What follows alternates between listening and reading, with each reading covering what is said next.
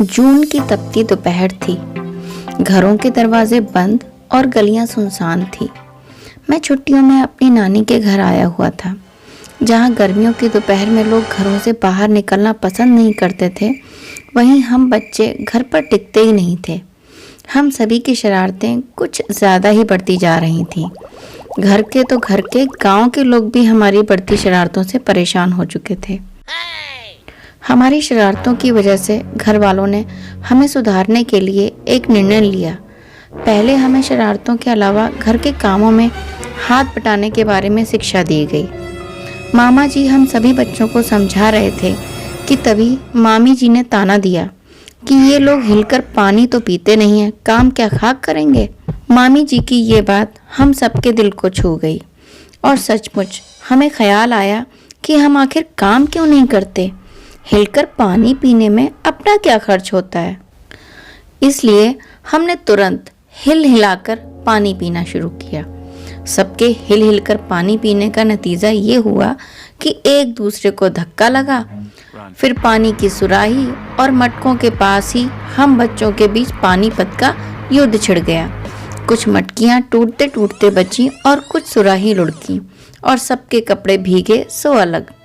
माँ ने सर पकड़ लिया, ये भला काम करेंगे, लेकिन मामा जी ने ठान लिया था कि वो हम सब शरारती बच्चों को सभ्य और जिम्मेदार बनाकर रहेंगे।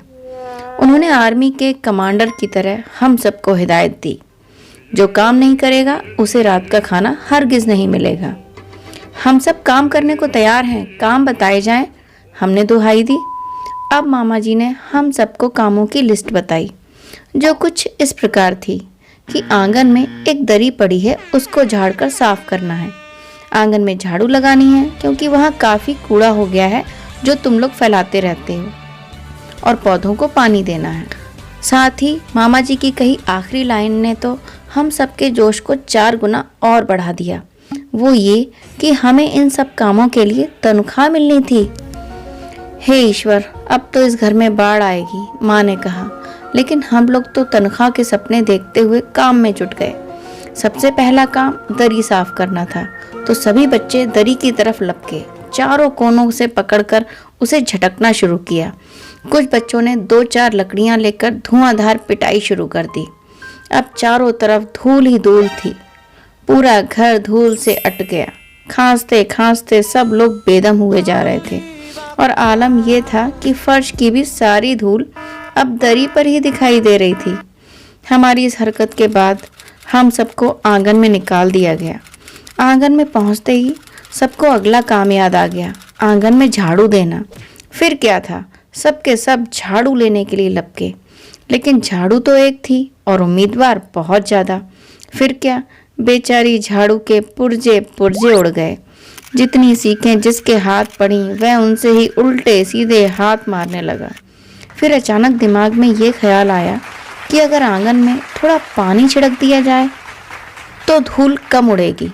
फिर क्या था, सभी उम्मीदवारों ने अपने अपने हिसाब से आनन फानन में आंगन में पानी छिड़कना शुरू किया, और देखते ही देखते आंगन की सारी धूल ने कीचड़ का रूप ले लिया था। माँ हमारी हरकतों को देखकर सर पकड़कर बैठी थी। अब हम सबको आंगन से भी निकाल दिया गया। अब तय हुआ कि पेड़ों को पानी दिया जाए। बस फिर क्या था, सारे घर की बाल्टियाँ, लोटे, तसले, भगोने, पतीलियाँ लूट ली गईं। जिन्हें ये चीज़ें भी ना मिली वे डोंगे, कटोरे और गिलास ही ले भागे। अब सब लोग नल पर टूट पड़े। यहाँ भी कुछ युद्ध जैसा माहौल हो चुका था। लेकिन मजाल है जो एक बूंद पानी भी किसी के बर्तन में आ सके। किसी बाल्टी पर पतीला और पतीले पर लोटा और भगोने और डोंगे। पहले तो धक्के चले, फिर कोहनियाँ और उसके बाद बर्तन। इस धक्का मुक्की में कुछ बच्चे कीचड़ में लथपथ हो गए, जिन्हें मामियों, मौसियों और बुआ की फौज ने नहलाया। हम लोग मन में गिल्ट लेकर बैठ गए कि सचमुच ये सफाई का काम हमारे बस की बात नहीं है, और ना ही हम पेड़ पौधों की देखभाल करने के लायक हैं। लेकिन शब्द के दिमाग में आते ही एक और खुराफाती आइडिया हमारे दिमाग में आया कि हम कम से कम मुर्गियों को तो बाड़े में डाल ही सकते हैं। नानी जी को जानवरों से बड़ा प्यार था, तो उन्होंने गाय भैंसों के साथ साथ मुर्गियों और भेड़ों को भी पाल रखा था।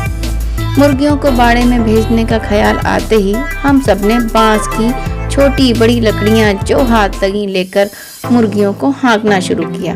फिर क्या था, मुर्गियां भी ऐसा लगा जैसे घर वालों की तरह हमसे नाराज होकर बैठी थीं। उन्होंने भी पूरे घर में उछल कूद करना शुरू कर दिया था। 2 मुर्गियां खीर के प्यालों के ऊपर कूद गईं, जिससे सारी खीर दीदी के खूबसूरत कामदानी दुपट्टे और उनके ताजे धुले सिर पर लग गई।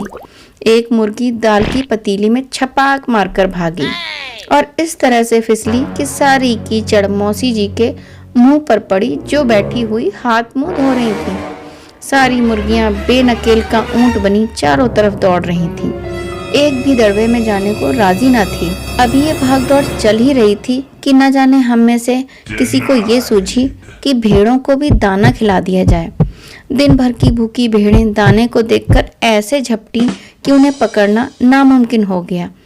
भेड़ चाल तो मशहूर है ही, जहाँ जहाँ उन्हें दाना दिखा वो कूदती फांदती वहाँ पहुँच गईं। एक पलंग पर बानी दीदी अपना सलमा सितारों वाला दुपट्टा लेकर बड़ी बुआ को कुछ बता रही थीं, लेकिन भेड़ें बहुत निसंकोच भाव से सबको रौंदती चली गईं।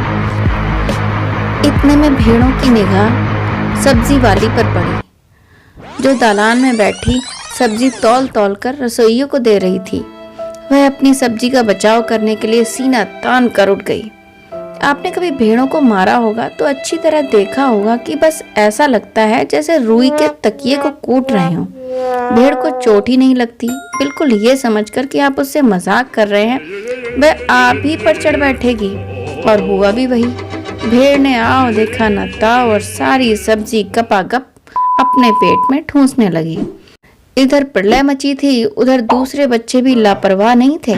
इतनी बड़ी फौज थी जिसे रात का खाना ना मिलने की धमकी मिल चुकी थी। वे 4 भैंसों का दूध दोहने पर जुट गए। धुली बेधुली बाल्टी लेकर 8 हाथ 4 थनों पर पिल गए। भैंस एकदम जैसे चारों पैर जोड़कर उठी और बाल्टी को लात मारकर दूर जा खड़ी हुई। अब ये तय हुआ कि भैंस की अगाड़ी पिछाड़ी बांध दी जाए और फिर काबू में लाकर दूध दूह लिया जाए। बस फिर क्या था, झूले की रस्सी उतारकर भैंस के पैर बांध दिए गए। पिछले 2 पैर चाचा जी की चारपाई के पायों से बांधे गए और अगले पैरों को बांधने की कोशिश जारी थी कि भैंस चौकन्नी हो गई। छूटकर जो भागी तो पहले चाचा जी समझे कि शायद कोई सपना देख रहे हैं। फिर जब चारपाई पानी के ड्रम से टकराई और पानी छलक कर गिरा तो समझे कि आंधी तूफान में फंसे हैं, साथ में भूचाल भी आया हुआ है। फिर जल्दी ही उन्हें असली बात का पता चला, लेकिन तब तक नज़ारा बदल चुका था। भैंस भागी जा रही थी और पीछे पीछे चारपाई और उस पर बैठे हुए थे चाचा जी। तभी किसी ने बछड़ा खोल दिया, लेकिन ये तीर बिल्कुल निशाने पर था। बछड़े की ममता में व्याकुल होकर भैंस ने अपने खुरों को ब्रेक लगा दिया। बछड़ा तत्काल दूध पीने में जुट गया। इस समय घर कम और जंग का मैदान ज़्यादा लग रहा था। जैसे सारे घर में मुर्गियां, भेड़े, टूटे हुए तसले, बाल्टियां, लोटे, कटोरे और बच्चे थे। फिर क्या था, बच्चे बाहर किए गए, मुर्गियां दड़बे में हकाई गईं, मातम सा मनाती सब्जी वाली के आंसू पोंछे गए। भेड़ों को उनके बाड़े में बंद किया गया और भैंस को खूंटे से बांध दिया गया। और अब समय था हम सबके कोर्ट मार्शल का। इसलिए पूरी बटालियन को कतार में खड़ा करके हिदायत दी गई कि अगर किसी बच्चे ने घर की किसी चीज़ को हाथ लगाया तो बस रात का खाना बंद हो जाएगा। और हम सब मन में यही सोच रहे थे कि ये लीजिए, इन बड़े लोगों को किसी भी तरह से शांति नहीं मिलती। हम तो बस मदद ही कर रहे थे। खैर, अब हम लोगों ने भी निश्चय कर लिया था कि अब चाहे कुछ भी हो जाए, हिलकर पानी भी नहीं पिएंगे। आज की कहानी यहीं तक। अगर आपको मेरी कहानियाँ पसंद आती हैं तो प्लीज़ उन्हें लाइक करें, मेरे चैनल को सब्सक्राइब करें और शेयर करें। और हाँ, बेल आइकन ज़रूर दबाएं, जिससे मेरी नई से नई कहानियों की नोटिफिकेशन आप तक पहुंचती रहे। Thank you.